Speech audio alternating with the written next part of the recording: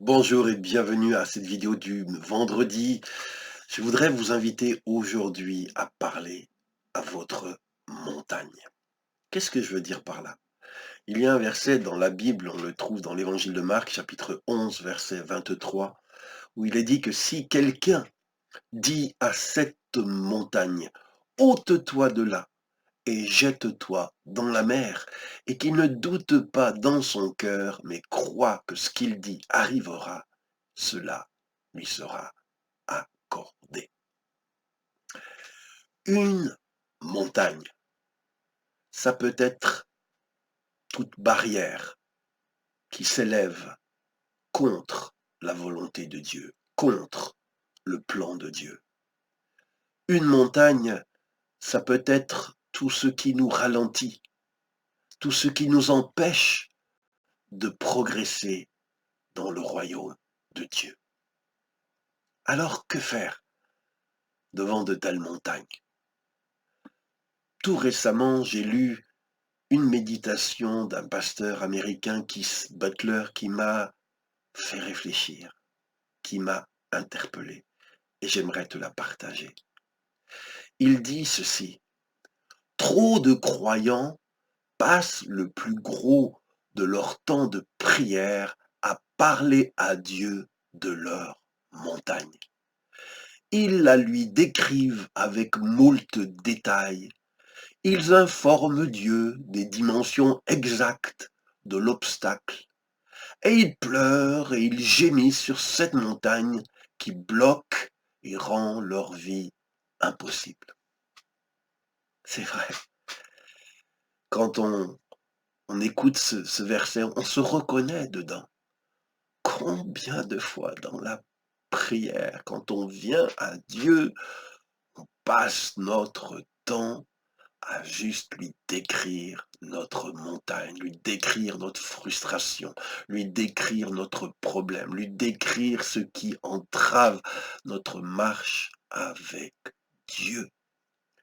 Même, c'est vrai, qu'il nous arrive de pleurer, de gémir devant Dieu sur cette montagne. Oh, cette montagne, ah, mais qu'est-ce qu'elle me gâche la vie, qu'elle m'empêche de porter les fruits que Dieu voudrait dans ma vie.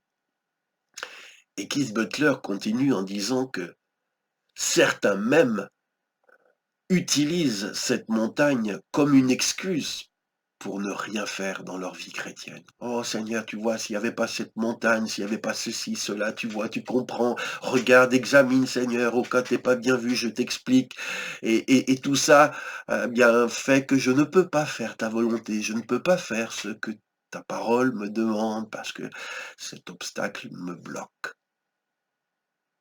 Ouais, ça nous arrive de parler à Dieu ainsi, n'est-ce pas? Et Keith Butler dit encore: d'autres fabriquent des doctrines et des traditions pour justifier le fait que la montagne existe toujours.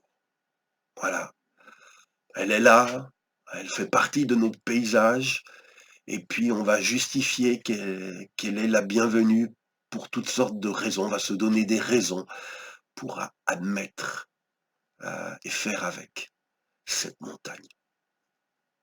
Mais voyez-vous, dans le verset qu'on a lu de l'évangile de Marc chapitre 11, verset 23, il ne nous est pas dit de parler à Dieu de notre montagne, de lui décrire en détail.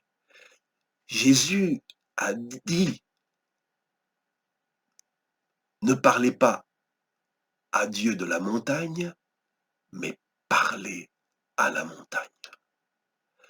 Si cette montagne est un obstacle sur votre chemin de la volonté de Dieu, alors, à cause de ce nom de Jésus, à cause de ce que nous sommes par la foi assis avec Christ dans les lieux célestes, utilisons notre autorité, celle que Dieu nous a donnée. Quand nous savons quelle est la volonté de Dieu et que nous discernons que quelque chose est en travers de cette volonté, alors ce n'est pas le moment d'écrire en détail notre montagne, mais c'est le moment de parler à cette montagne et de lui dire au nom de Jésus, je t'ordonne montagne, ôte-toi de là. Je refuse ta présence dans ma vie. Je refuse ce blocage dans ma vie.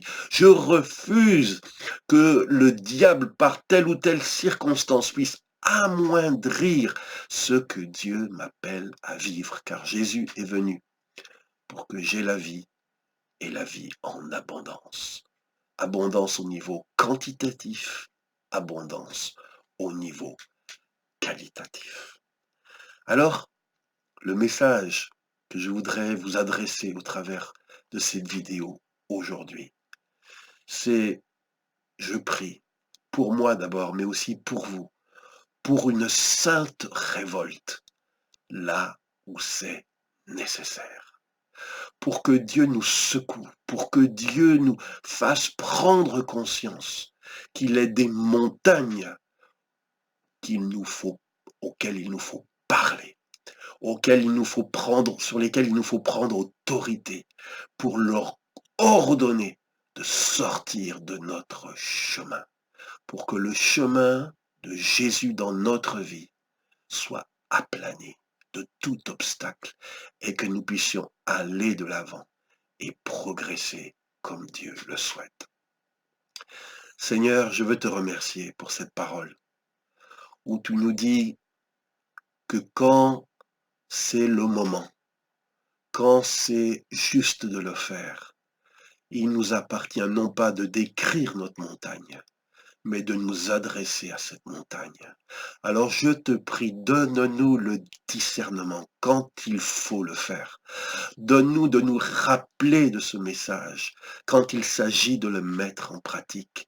Donne-nous de savoir utiliser l'autorité qui nous a été donnée dans le nom de Jésus pour ne pas laisser des choses s'accumuler dans notre vie qui vont obstruer le passage de la vie d'en haut. Alors au nom de Jésus, je veux déclarer que je refuse tout ce qui veut me limiter, tout ce qui veut m'empêcher, tout ce qui veut réduire ce que Dieu veut me donner. Je refuse de concéder quoi que ce soit de mon héritage. Et je prie que la volonté de Dieu, toute la volonté de Dieu, soit faite et que ni les circonstances, ni les êtres humains, ni les êtres méchants dans les lieux célestes ne puissent m'empêcher de vivre ce à quoi je suis appelé. Au nom de Jésus, bénis mon frère, bénis ma sœur.